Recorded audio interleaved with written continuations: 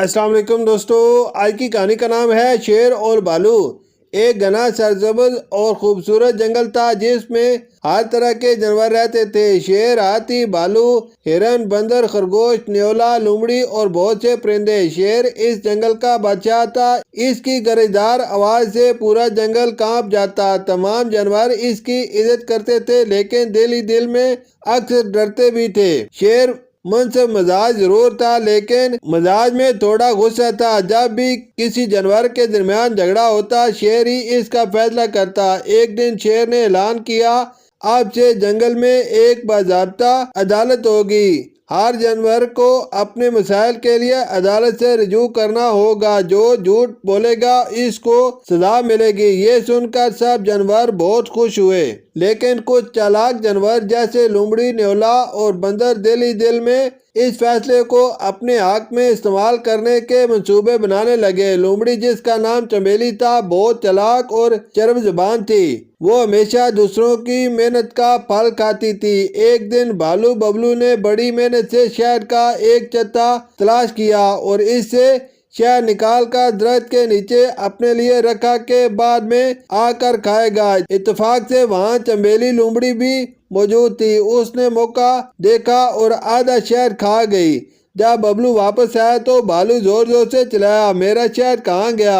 میں نے اسے صبح رکھا تھا۔ چمیلی فوراً بولی، میں نے خود دیکھا۔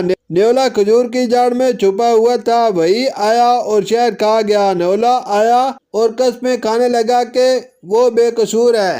لیکن لومڑی کی باتوں میں اتنی چالاکی تھی کہ اکثر جانور اس پر یقین کر لیتے تھے۔ معاملہ شیر کی عدالت میں گیا۔ شیر نے دونوں فریقین کی بات سنی لیکن چونکہ کوئی ثبوت نہیں تھا، اس نے معاملہ ختم کر دیا اور کہا، ثبوت کے بغیر کسی کو سزا نہیں دی جا سکتی۔ اس دن کے بعد بھالو کو لومڑی پر شک ہو گیا۔ ہاتھی گوپی جنگل کا سب سے سمجھدار جانور تھا۔ سب کی یادداشت تیز، فطرت میں تحمل تھا۔ وہ جانوروں کی بھلائی کے لیے سوچتا رہتا تھا۔ ایک دن گوپی نے جنگل میں ایک بڑا درخت گرایا تاکہ سب جانور اس کی لکڑی سے پناہ گاہ بنا لیں۔ جب کام مکمل ہوا تو بندر چکو آ گیا اور اس درخت پر بیٹھ کر چیخنے لگا، یہ درخت میرا ہے، میں نے پہلے دعویٰ کیا تھا۔ ہاتھی نے مسکرا کر جواب دیا، اگر تم نے دعویٰ کیا تھا تو اسے بچایا کیوں نہیں؟ لیکن بندر باز نہ آیا، وہ بھی عدالت میں گیا۔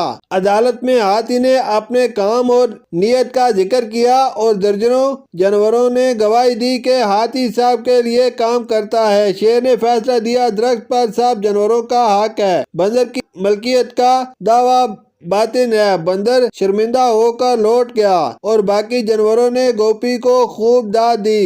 ہرن گڈی جنگل کی سب سے تیز دوڑنے والی اور خوبصورت ہرن تھی۔ وہ اپنی ماں کے ساتھ رہتی تھی۔ گڈی بہت محتاط رہتی لیکن ایک دن جنگل کے کنارے شکاری آ گیا۔ شکاری نے جال بچھایا اور گڈی اس میں پھنس گئی۔ خوش قسمتی سے طوطا ٹینو نے یہ منظر دیکھ لیا اور فوراً اڑتا ہوا بھالو، ہاتھی اور بندر کے پاس گیا۔ سب دوڑے آئے اور شکاری کے جال کو پھاڑ دیا۔ گڈی بچ گئی لیکن سب جانور پریشان ہو گئے کہ انسان اب جنگل میں گھس رہے ہیں۔ شیر نے فوراً حکم دیا، جنگل کے کنارے پر پہرا بڑھایا جائے، اگر کوئی انسان دکھائی دے تو فوراً اطلاع دی جائے۔ اس واقعے کے بعد گڈی نے بھی وعدہ کیا کہ کبھی تنہا جنگل کے کنارے نہیں جائے گی۔ بھالو ببلو دل کا بہت اچھا لیکن تھوڑا سادہ تھا۔ وہ ہر کسی پر جلدی اعتبار کر لیتا۔ ایک دن بندر چکو نے بھالو کو بہکایا، بھائی جنگل کے اس پار ایک پہاڑ ہے جہاں شہد کے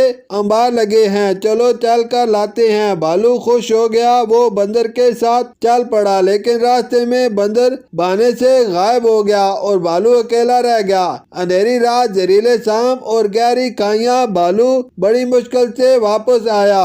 دوسرے دن عدالت میں اس نے بندر پر الزام لگایا کہ وہ جان بوجھ کر لے گیا اور اکیلا چھوڑ دیا۔ شیر نے بندر کو طلب کیا۔ جب سچ سامنے آیا تو شیر نے بندر کو جنگل کی خدمت کا حکم دیا، تم 1 مہینے تک درختوں سے پھل اتار کر بزرگ جانوروں کو دو گے۔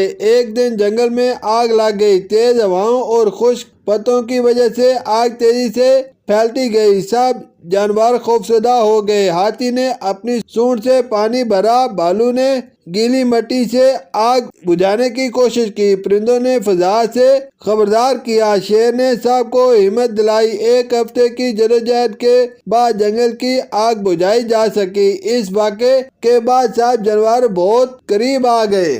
اب کوئی کسی سے جھوٹ نہیں بولتا، دھوکہ نہیں دیتا۔ آگ کے بعد شیر نے نیا فرمان جاری کیا، آج کے بعد جنگل میں ہر جانور برابر ہے، کوئی بادشاہ کوئی غلام نہیں ہے، ہم سب دوست ہیں، ہم انصاف، ایمانداری اور بھائی چارے سے رہیں گے۔ لومڑی، بندر اور نیولا بھی بدل چکے تھے، اب وہ دوسروں کے کام آتے نہ کہ دھوکہ دیتے۔ نتیجہ یہ جنگل اب صرف جانوروں کی رہائش گاہ نہیں بلکہ ایک خاندان بن چکا تھا، جہاں ہر کوئی دوسرے کی مدد کرتا، سچ بولتا اور انصاف پر یقین رکھتا۔ سچائی، اتحاد اور قربانی، یہی جنگل کی طاقت بن گئی۔ شکریہ۔